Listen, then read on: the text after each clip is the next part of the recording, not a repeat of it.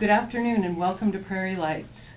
I'm Kathleen Johnson for Prairie Lights Bookstore, and today we are very pleased to present author and illustrator Claudia McGehee, who will show slides and talk about her new book, My Wilderness.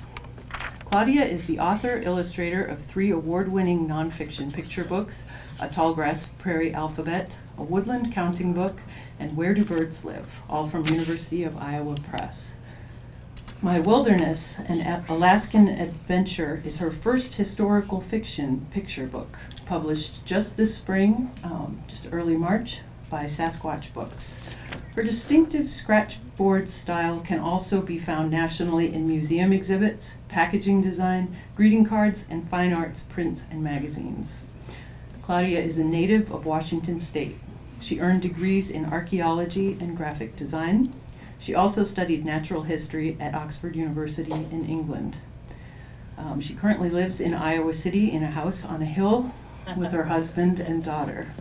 We're very glad to be able to have this special event here today with her.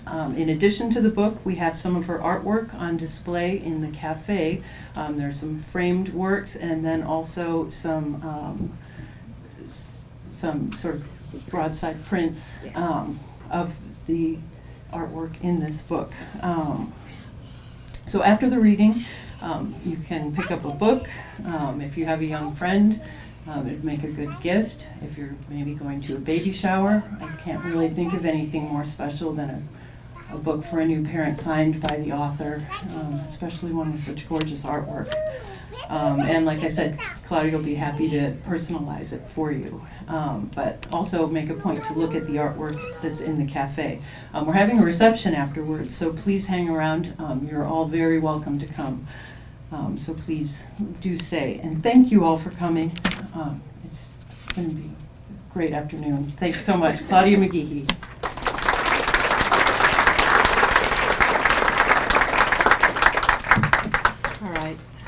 I am so overwhelmed because I see everybody from so many different walks of life here.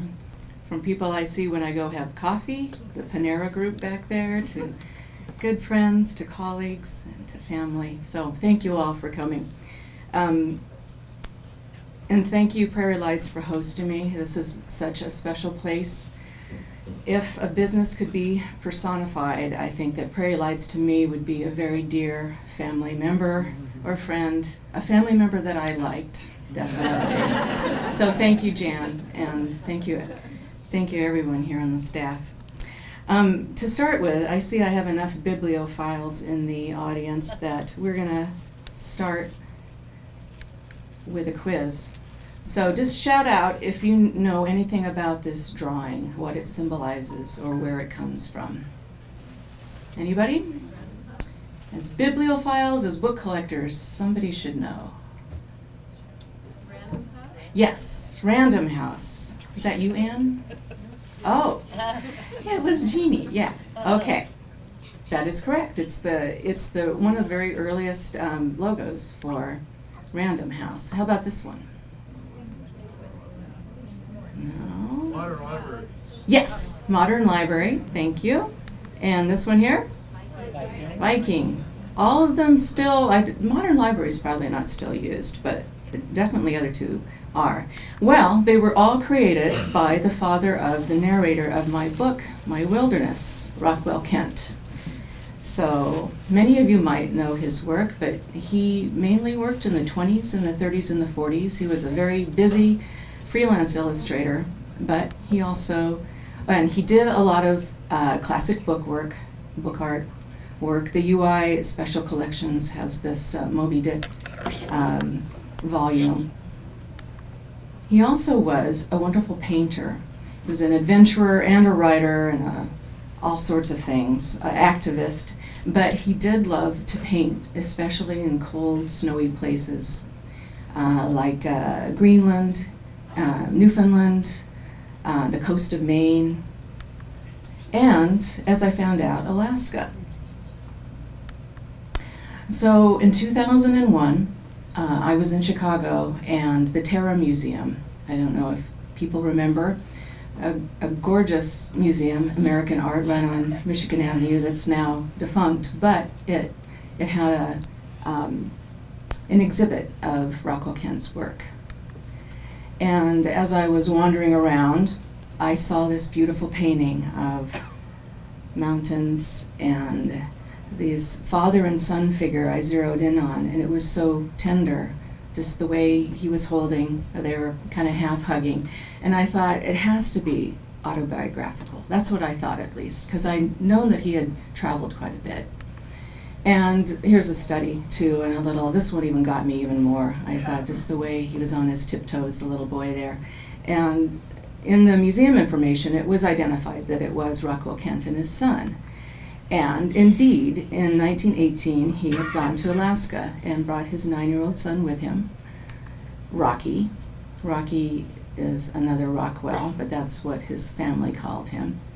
And so Rockwell Kent and his son, in August of 1918, left Kent's wife and 4 other children and traveled across the country to Seattle.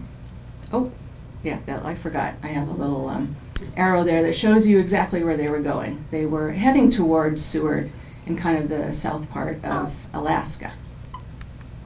They would have taken a steamer like this from Seattle, and when they got up there, Kent knew that he wanted to find a place that was secluded, but not too secluded, because he wanted to be able to get to a place for supplies. And in town, in Seward, they inquired, and they found out about an island called Fox Island, where there was an elderly man who was there who kept goats and fox. At the time, the government had these fox breeding areas, and so they rowed out to Fox Island, and the man who lived there had a place, a little cabin that they were to refurbish, and so they settled there for a year. And when I heard about this, I was intrigued because I found out that Kent had written a memoir about that time on the island, and it was kind of my portal into the story. I thought, I was already thinking maybe this would be a good picture book, and I was kind of urged by other friends, and so I decided to start writing and researching. I went to several places, Plattsburgh, I didn't go there, online, and I contacted Plattsburgh, which has the largest collection of Rockwell Kent's work at SUNY, and the Smithsonian as well. When I started working on it in 2002 and 3, you could get a lot of Kent's correspondence by microfiche, and so I had the library order that. Now, 10 years later, it's all digitalized, so that's kind of nice, too. I also contacted some of Kent's descendants. He had, Rocky, the little boy, had 9 children, so I decided just to seek out one who I knew was an architect, and he had lived in Alaska. So I went to, talked with him and got some information from him. And then Kent was fairly well known, so there are a lot of scholars on him as well. But I was still kind of looking for a voice. I didn't know how I was going to tell the story, and I remembered when I was in the museum at the Kent exhibit years before that I'd overheard a child talking to a teacher, and the teacher said, well, what would you do in a cabin all alone if it was really bad weather? And he said, well, I think they'd play checkers and chess. And I thought, oh, that's such a great line. And I think writers are used to kind of eavesdropping and getting information that way. So that actually was one of the first scenes that I wrote for the book. Now, it turns out that Rocky, the little boy, while he was on the island, wrote a journal as well, and I tried to see if I could get a hold of that, but it's tricky with family histories, and nobody knew where it was, and if they did, it was maybe too personal to give or to let me see any. So I only saw just a few pages, but this is the 9-year-old's work, Rocky, on the island. You can clearly see a lovely little porcupine and a magpie, and he definitely had the gift.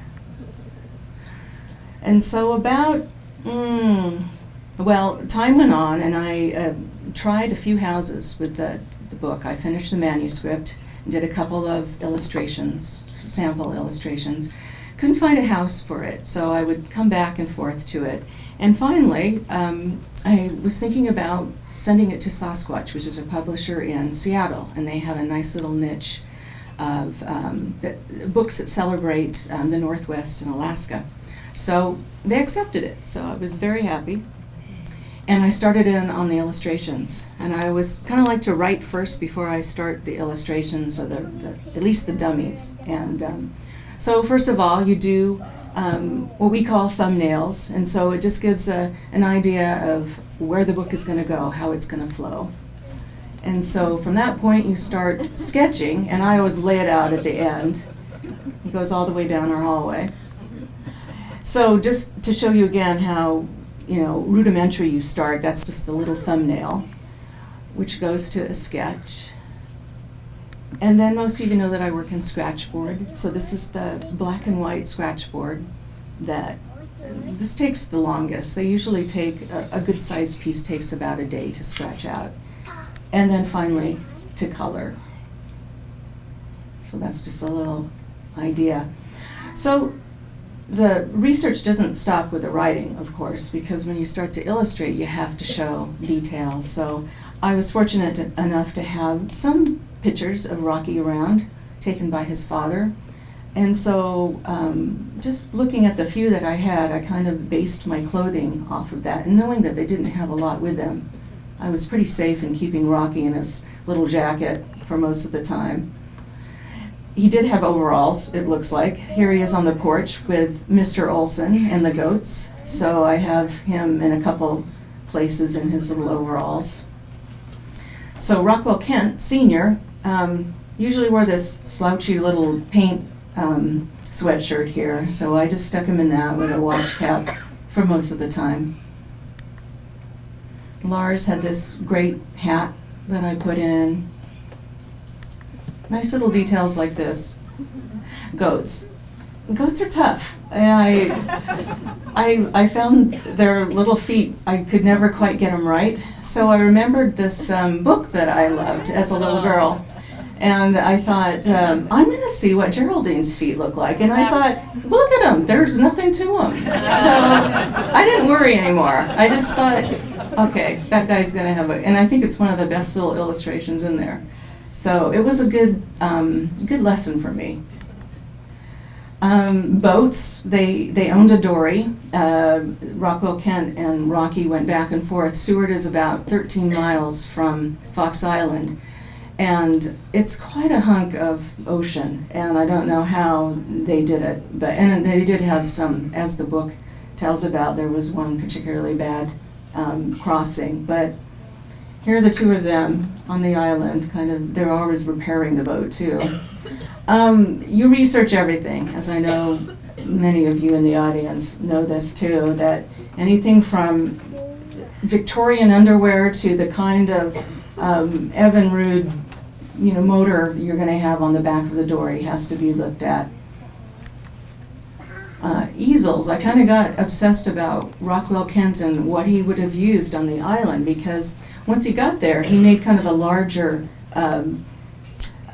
easel that he used inside the house. But I thought he probably had something that was a little more portable.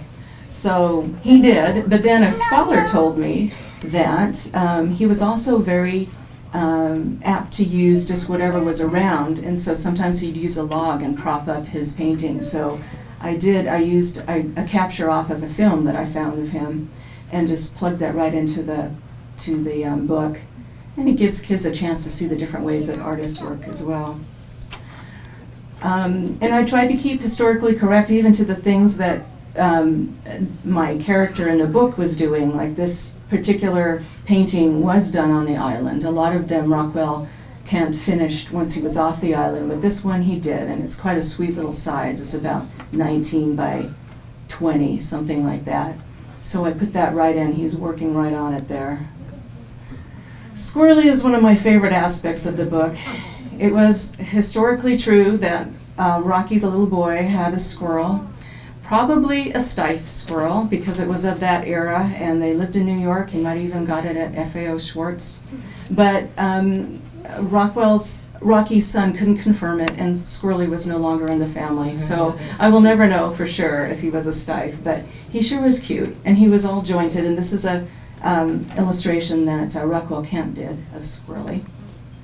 And there's a stiff that is of that era. The cabin itself, I knew I wouldn't be showing it all that much, but this is what it looked like in 1938. Somebody went by the island at that point and took a picture, and it was already kind of falling into ruin at that point. But I did have some nice interiors that Rockwell Kent had taken, and so I used them for one of the illustrations. As I said, the island also had some blue fox that were being bred for fur trade, and so because it was called Fox Island, I thought I better get one of those in. They're awfully scrawny looking though. Flora and fauna of the island, so much different from the tallgrass prairie, so it was kind of fun to do a lot of different kinds of birds, shorebirds and things on the beach. Stellar blue jays, very different from ours here. Flounders, I couldn't believe that their eyes were on the same side of their head. So, and they're huge too. And I really loved how Native American depictions are the same way. They have the googly eyes on the one side, but no megafauna, as the biologists like to say, one of my favorite terms. But no megafauna, bears and moose on the island at all. Sometimes they swim to the island, but I'm really glad because look how tall they are. They this was just in one of our hotels in Alaska, and so yeah, they would be kind of. I think, you know, as I was putting the slideshow together, that Rockwell Kent, that may have helped him decide to go to the island because that certainly kept his little boy from, you know, any kind of chance encounters. Beautiful stuff there. Devil's Club is something on the island that grows everywhere, and it's kind of hard to hike around, and Kent talked about it as well. Lovely little kelp. I tried to think about things that Rocky would have had in his pocket. Maybe not a jellyfish, but certainly things like that. And end sheets I kind of obsess over, and so anything that I don't use in the bulk of the book, I put on the end sheets there. There's a little flounder at the top with a halibut. Rockwell Kent had one of his father's flute on the island, so he would make up little songs for Rocky, and I actually played flute, and so I was able to use that in the illustrations.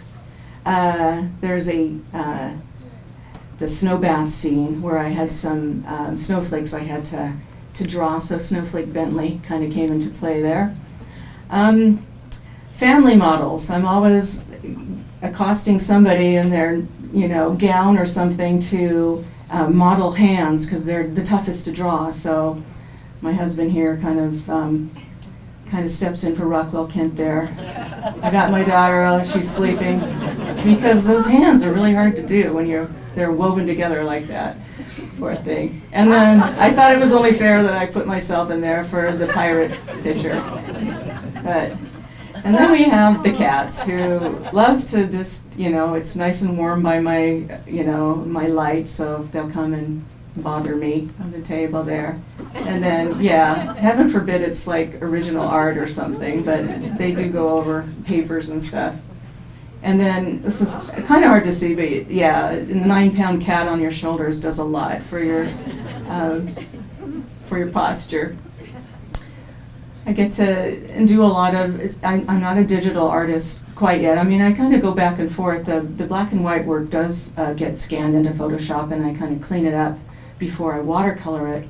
But I do like using the old-fashioned tools, and this is what my board looks like kind of at the beginning. There's classic music in the background, and then by midnight it kind of looks like this with kind of a disarray, garish looking light. But here's the pile of illustrations that are finally ended, and they go off to the publisher to make the book. And so I actually did go to Fox Island last May, and is this been? Oh yeah, so there's Iowa City. Probably a lot of you have gone. It's a 7-hour flight. It's a long ways up there, and I was boggled by that. But you can fly into Anchorage and then take a 3-hour train trip to Seward, and it's gorgeous, and I highly recommend that. And then when you get to Seward, you can take a tour boat that stops at Fox Island. You can spend the night there if you'd like, or go on and see the glaciers that are close by on Kenai Peninsula. And so from Seward, you can see the island. It's one of those lumps, let's see, right there, I think is it. So that it looks close, but like I said, the water is mighty cold and deep there too. So that's just the view from the boat. And my first view of Fox Island. And that's how I depicted it. So I was pretty happy that it came close to what I thought. So a lot of the islands there are pretty sheer, but Fox Island did have 2 or 3 nice coves where Rocky and Rockwell lived for those 7 months. And it's pretty much unchanged. There is now cabins that you can stay in, and there's a lodge where people go in and have lunch, but you would never know. Otherwise, it hasn't changed much. The arrow indicates where the cabin would have been. I'll show you what's left of it now. And when the earthquake happened in the 1960s, I've forgotten exactly what year, it lowered the beach by several feet. So it would have been a lot different that way, but pretty much the same. So this is where this dead tree is right now. I had a national park ranger who I'd corresponded with come with me on the island and show me where the cabin remains were. Otherwise, I don't know if I would have found them.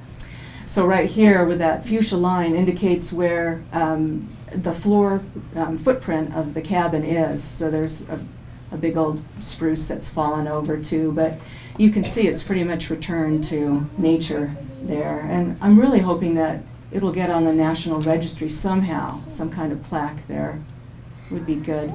The island is owned privately right now, but it rents some area to the national park. I don't know really what their arrangement is.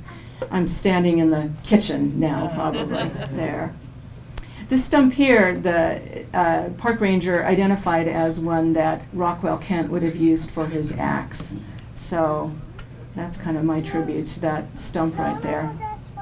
My nieces did find the little slug. There are several little things in the I like to hide in my illustrations. So a little pathway that definitely they would have taken to an inner lake that's on the island. And it's all now very civilized, nice and warm inside. You can see the lights here where the lodge is now. But pretty much, I looked out in the morning and that's what Rocky and Rockwell would have seen. This kind of beautiful turquoise, azure colored water. And there's a darling illustration of Rockwell that his dad did, which is another one of my favorite pieces while they were on the island. So I didn't see their ghosts, but I was sure looking while I was there. But I think the island really does remember them. And that's it. So, thank you.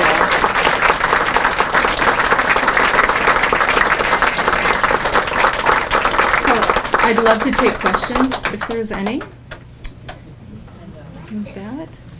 I have a cordless microphone I can bring so that your question is audible for everyone. So just raise your hand and I will race over to you. Claudia, with a book like with My Wilderness, how long did it take you from beginning research to the end result? Well, in 2001, I saw that exhibit, so 2015. Yeah, it's a long-term investment sometimes, these books. But you know what? I think that had I sold it, I think I first started to get out with the book, the manuscript, in around 2006 and 7. And I think if I would have got an offer then, it wouldn't have been as good a book as it is now. I really do think that as the years, I hope to think that you just get better. So it was time. It was its time. Question down here. How many days or years did it take you to make that book? Oh my God, it takes a lifetime. Now somebody told me that, that you're an artist and it takes so many years to get good at what you do. And so that's kind of a weird question, but a weird answer for your good question. That just takes a long time. It took about more than 10 years, probably more than what you So how old are you? Yeah. Longer than your life. 8. Oh. You're nearly Rocky's age then. That's great. Yeah. I am in the nonfiction program here, and so a lot of the work that I'm doing is similar types of research, but of course a different form. But I'm really interested in starting to write and illustrate children's books. Mm-hmm. And I have heard from everyone that I've talked to that it's really difficult to find publishers that will accept someone who wants to write the story and illustrate it, and that's what I want to do, the dual media. So I'm wondering if you have advice for an aspiring media. Oh, we could have a panel up here right now with my colleagues and things. I don't know. I mean, I got lucky with the UI Press that I had a relationship with them, and so those book they kind of fell into place with me being the illustrator writer, I would say, because I did do the back matter, but it's not like a narrative of this. I would have said earlier in the publishing world that it would have been easier to sell yourself as a writer-illustrator, but I don't know anymore. My next 2 books are going to be written by other people, so or have been written by other people. And one's here, Jackie Briggs Martin. I'll be starting a book for her in the next month or so. So it's going to be called Creek Works. I would say my advice is to write first and then try and see if you can get interest in the written part first, and then show samples of your work and see if that connects with publishers. That's how Rocky worked, at least. So, but email me. I might think about things and have something else to tell you. Thanks.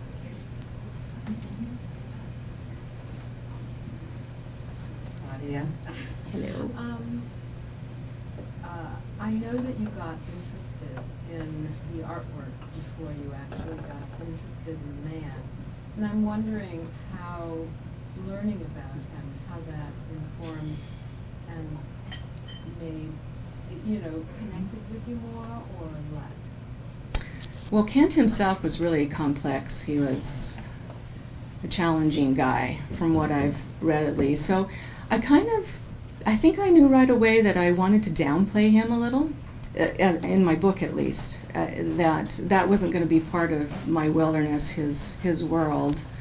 But you do kind of form a personal connection with historical people very quickly, and reading people's letters is very eye-opening. And so I just tried not to think about him very much. I tried to just concentrate on the event. And I have said before that I think of the wilderness, Alaska's wilderness, as almost a character, and even more prominent than Kent himself. So, but definitely, yeah, he was kind of charismatic too. He's also very unfaithful and all sorts of things. He got caught up with the McCarthy sweep and lost his passport for many years. And kind of as a result, he did give away his best pieces to the Hermitage in St. Petersburg, and it was a gift to the Russian people at the time, but I think it was also a slight to the U.S. government too. So we lost a lot of wonderful pieces because of his temperament, I think. But no question about it, he was a great artist. Yeah.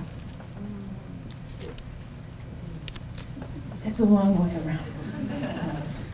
My question is worthy enough. Hi, Claudia. Hi. When you were on Fox Island, I don't know that you took an easel with you or used a log to support your drawing. Did you take a sketchbook, or did you mostly take photographs, or how did you go about your method when you were there? I was there only for about 24 hours, and I had a friend with me too. And it makes a difference if you go with people too. I didn't get a time to really sketch. I did some kind of Sharpie sketching and things. At this time, most of the artwork was finished, so I wasn't too worried about, checking up on things. I was pretty satisfied with them, but I'd love to go back and have the time just to kind of immerse there. But I did take notes, and I've journaled since I was a kid, so I took I have a couple good journal entries from that time. But it's a bit overwhelming, too. When you're there, you're kind of spastic. You don't know what to look at in a way. And even my photographs are blurry, all of them. And I think that kind of tells you that it was just too exciting something to even draw. But I'd like to go back again and be a little more mellow. Didn't we have another question, a second question over here? Okay. I have a question about your process, Claudia. Okay. So 15 years in the making, but you showed a slide that had all of the written work was done, Mm-hmm. and so you waited for, within the last 2 or 3 years to do the illustrations? Yeah, until I got a contract. I had, when I was shopping the story around to different publishers, I had just 2 illustrations for sample, just so they could read the manuscript and see my work as an example. And then when I got the contract from Sasquatch is when I started into production on the book. Was that, 2 or 3 years before it was produced, or is it? Yeah, I got the contract in 2012, and I would have done all the work in, 2013. And then I did all the work last year. I think that's it. It gets kind of blurry after a while, doesn't it? It was 2 years from getting the contract, at least. Yeah. Claudia, had you been to Alaska before your trip last summer to experience it? No, I hadn't, but I grew up in Washington State, and it's very similar, I think, geographically, at least on the coastline. It's very rugged, and it had I knew about drizzle, shall I say. I knew that's kind of, in that southeast part of Alaska is a bit like that, so I knew I could channel that. One scene, I knew about pebbled beaches, too. I had done some archaeology on a beach where there were pebbles, and you would hear this kind of castanet kind of sound, castanets, on the, with the waves coming back and forth, and I just knew that Rocky and Rockwell had experienced that, so. But I hadn't.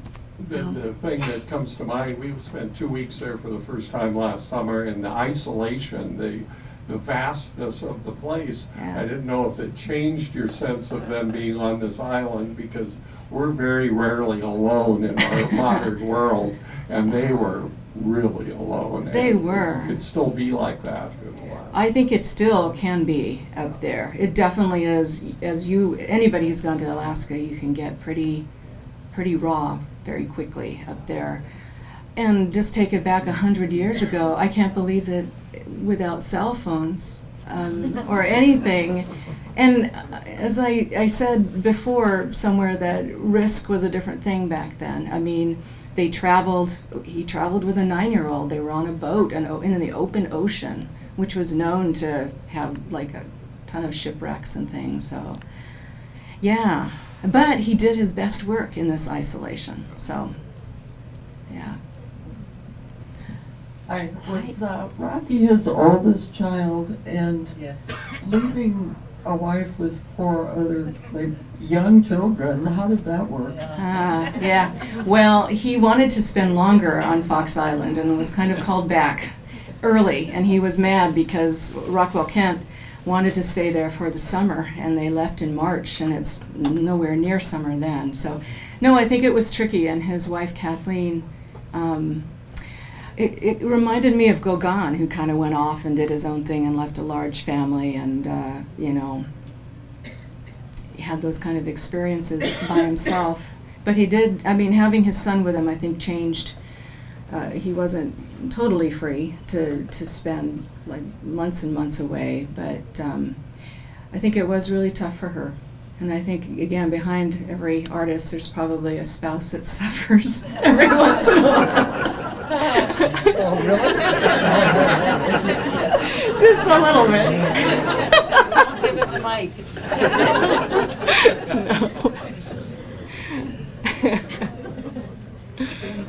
Well, I wonder if you could, other than goat hooves, what sort of children's book artists have inspired you? I couldn't help but see your book reminded me a little of like One Morning in Maine, just sort of the windswept kind of. Who are my favorite illustrators and writers? Or how, Yeah. influential ones. What do you think is good in a children's book illustration?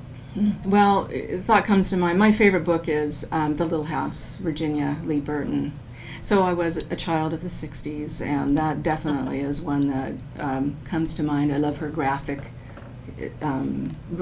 And as a child, I liked all the little details that I still draw on my own, or I like to draw on my own work, too. Her, let's see, I always draw a blank. Barb Cooney, I love a lot. Her landscapes, and again, anybody that draws nature big and people little, I kind of like that they have that they have a respect for nature. It's big and we're little, and I think as a kid I learned that early on, and I still do that in my own work as well. Yeah. But you also do a lot with details, making there something fun to look for. Yeah, I'm both. It is true. Yeah. Well, I do. I encourage kids to get on their knees and really look at where they are. And I like to, get out there too and see those details. Yeah. Any further questions for Claudia McGehee? So she will be happy to talk with you and sign books for you, and the wonderful treats in the cafe. Is there anything else you want to say? No, I would say I'd like to do a shout out for my friend Tess, who helped me make sand dollar cookies, and so I have to check them out. They're really cool. But just enjoy, and thank you all so much for coming. Thank you so much.